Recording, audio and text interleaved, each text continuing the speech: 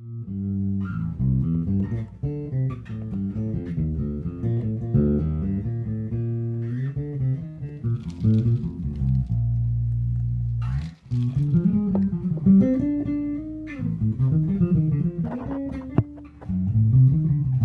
Gary, thank you for having me. It's a pleasure to meet you, and a pleasure My to pleasure. thank you so much for having me up to your abode in the woods. Thanks for coming out. It's it was a little bit hard to find, but it says a lot to a touring musician wanting to take that time to kind of consolidate and get back on the road. Yes, yes, And you've traveled around the world quite a bit. I have. You've toured just about everywhere, right? I've been to about 75 countries. I'm a geography freak. I love it. I've been all 50 states.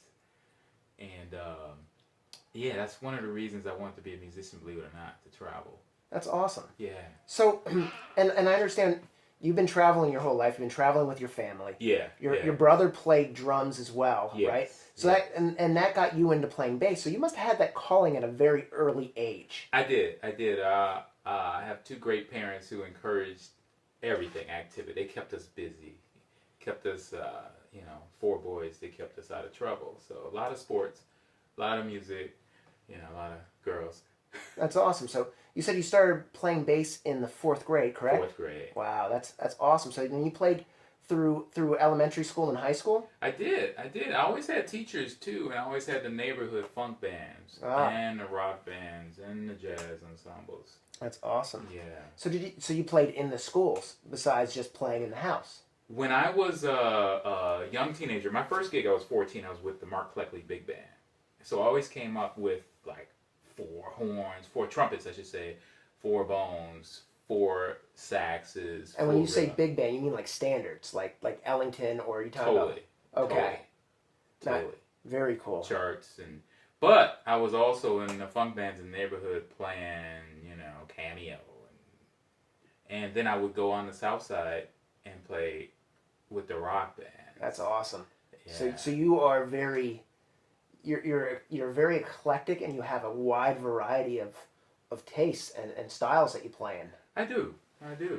Because for somebody who played with blood, sweat, and tears, I mean, you would change up styles. It was almost like it was very Every 8 measures. Yeah, it's kind of like Zappa-esque in a way. Yeah. It was you had the far exciting jazz. Going from country to jazz to rock. That's a heck of changes, and being able to like make those switches on a dime. A lot of guys can't do that. They can't comprehend that. And Yeah, it was funny because I attribute a lot of that to my oldest brother because he had his drum set and we would try to get on it and we play James Brown beat and he'd say, look, you can't get on my drums unless you learn to play a Latin beat, learn to play some straight ahead. So he was always pushing us to expand. And it's funny because, like you said, Blood, Sweat, and Tears kind of was that band. Go figure. That's amazing. That you did and you had a long tenure with them as well. And because of somebody who's so eclectic at the styles of music you play, did you dabble in upright at all? I started playing upright when I was about 17, 18. I studied with Gerald Cannon, and he was playing with Elvin Jones, and Gerald's an amazing upright player, and he was showing me how he would approach the Ron Carter lines and transcribe, and then I got a scholarship to Florida State in a club one day. I was about 17, 18, and then I was playing with Marcus Roberts right before he got the Wynton Marsalis gig, and then I moved to New York. That's awesome. So you moved to New York, and I know that you continued to study. Yes. So you didn't just stop because you moved out of Florida State. Absolutely not. You picked up at William Patterson. Yes. And at night, I was running the streets of New York trying to pay my rent. So you were working full time. You were doing the daytime gig, Yes. student, and then at night you were still studying, trying to advance yourself. I was working at the Lincoln Center as an usher, so it got me into the city. And I got to hear everybody at Avery Fisher Hall, from Vienna Boys Choir to Ella. She was still alive. That's amazing. Yeah. That's amazing. So this always leads me, especially when you study in music in school. Mm-hmm. Now I talked to you about playing the upright, playing electric bass. Right. How about do you play any other instruments besides bass and upright? Not in front of people. Just for writing. Oh, okay. I write on guitar, I write on piano, I Oh, write on drums.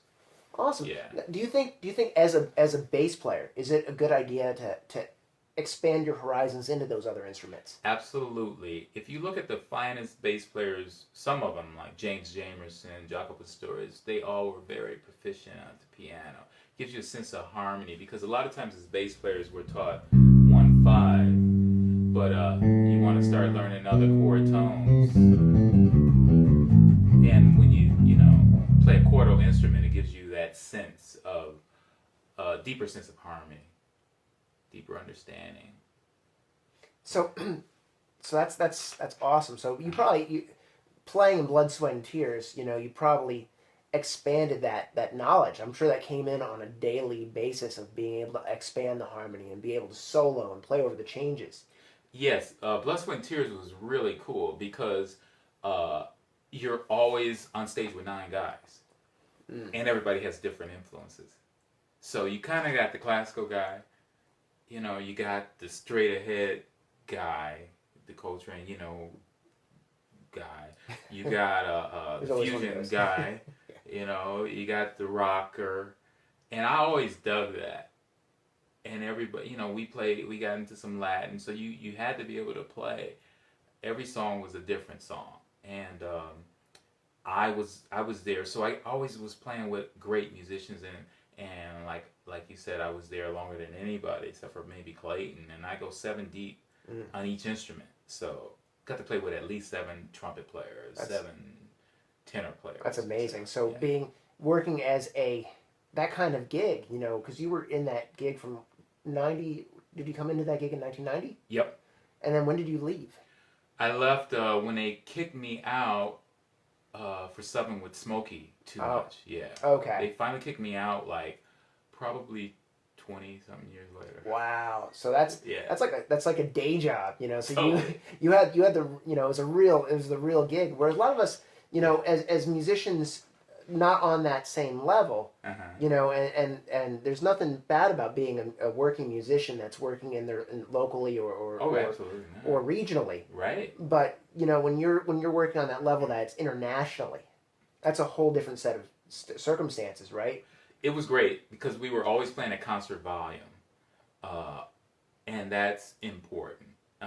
When people come to listen to you play, and then when you're on, again, I really respected a lot of the guys who I got the chance to play with, and they were always at a really high level. I mean, not to put myself on that level, but Jaco was in that group. Mm-hmm. Jaco Pastorius was in a group. Mike Stern was in that group. Joe Henderson was in a group.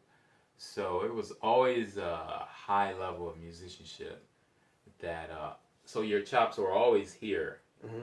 so while you're studying other things, in my case, engineering and composition, I was always able to still play. Mm. So you're always working on your craft then. Always. So it's not something that It's just very because humbling. just because you reach a level doesn't mean that you're done. It means that there's more work to do. Was that correct? Daily maintenance. Yes. Now, speaking of engineering, Uh-huh. when I was doing a little bit of research, Uh-huh. I found that you did a number of commercials. Yes, I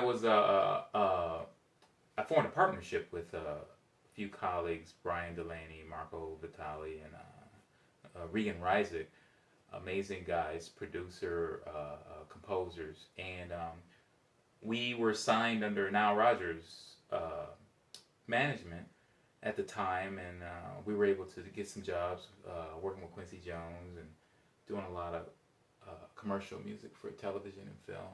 Oh, that's amazing. Yeah. That's amazing. So, do you find that even you have to diversify? Even as a touring musician, as a working musician, you diversified and got into production, whereas now you're kind of you're still doing the regular grind. You're out there. You're working the cities. You're working with Smokey. Yeah. But you also have this other thing that's kind of like it's like the side business almost, right? Well, I love pop music too. So right now I have a writing partner, and she and I are focusing on pop music. I love pop music. I love top 40 music. I'm like a study jazz by day and write pop. Well, who's your favorite pop artist right now? Uh, you're gonna probably hate this answer, but actually, I'm a jazz musician, so I approach everything as a student. Mm-hmm. So I actually transpose the top 10 every week.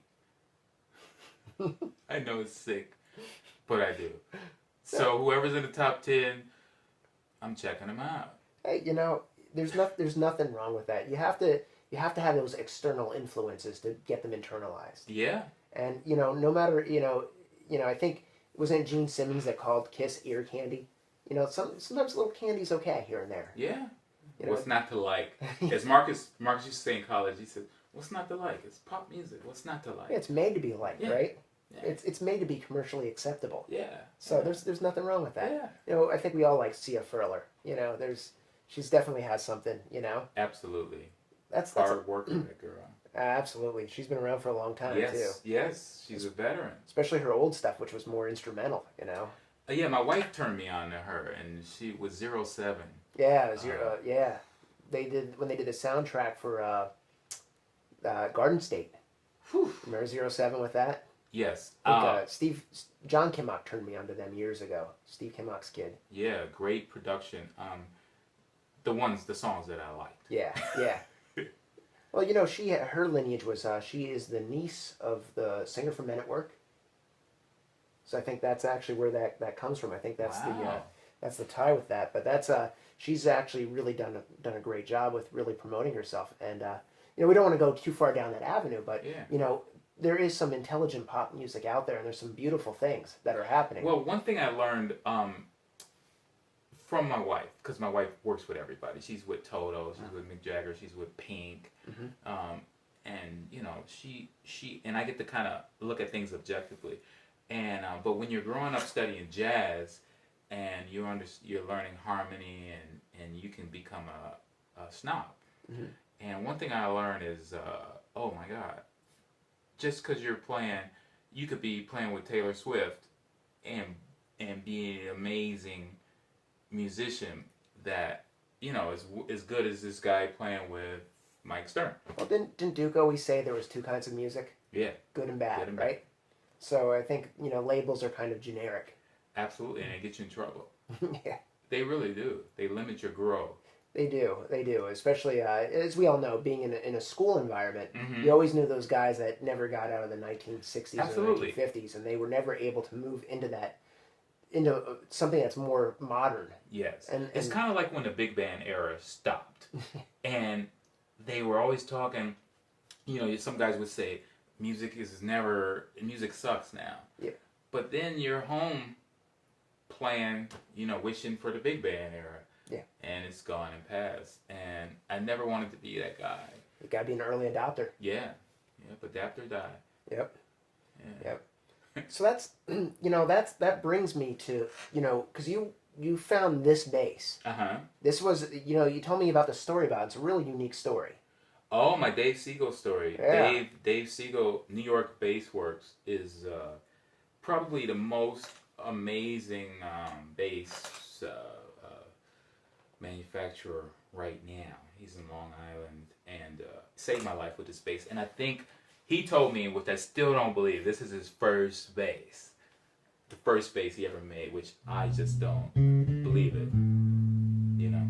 It's a really amazing piece. I played Dave's stuff before because Dave comes down to Gerald Veasley's bass boot camp Oh, down wow. he comes down every year because the BBC has they have He a brings his basses. they have a Yeah. little like exhibit. Yeah. And every year it's been great because you have Mike Tobias. Dave Siegel comes down. I met Dave several years ago and I played a few of his basses. 'Cause I believe, Amazing player. he's really working on his Amazing upright luthier. chops. Yeah.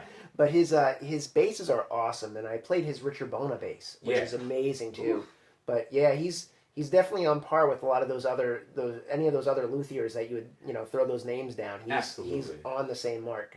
Absolutely. Everywhere I go in the world, I just plug this bass in. I set all the controls at 0. Well, you said you were recently doing something for the BBC. Yeah, we were just in London with Smokey Robinson doing something with the BBC with the London Philharmonic at Abbey Road Studio.